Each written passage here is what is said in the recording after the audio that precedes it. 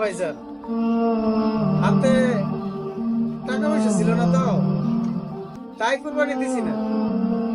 ও আচ্ছা আচ্ছা, কাজে যাবেন? আচ্ছা রেখে দিই। হ্যাঁ, ঈদ মোবারক। আসসালামু আলাইকুম।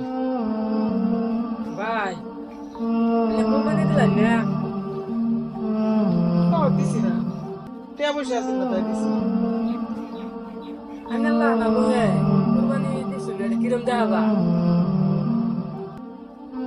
আমার মতো লোক কুরবানি না দিলে কি সমস্যা? টাকা পয়সা আছে না, কুরবানি দিছি না।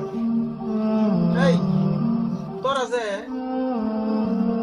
কয়টা লোকে যে আমার কাছ থেকে ঈদের আগে টাকা নিলি, বলি ঈদের আগে টাকা দিলি, দিছি রে? আমার টাকা দিছিস না? ভাই আসলে হয়েছে কি, আমি টের আমি যে দেলা হইতাম কোরবানি দিছি তো এই কারণে আমি টের দেন বেশি। কি আমার পাওনা টাকা পরিশোধ না করে তুই কুরবানি দিস? তোর কুরবানি গো, এই তোর কেডা কইছে আমার পাওনা টাকা না তোর কুরবানি দিলি? হ্যাঁ,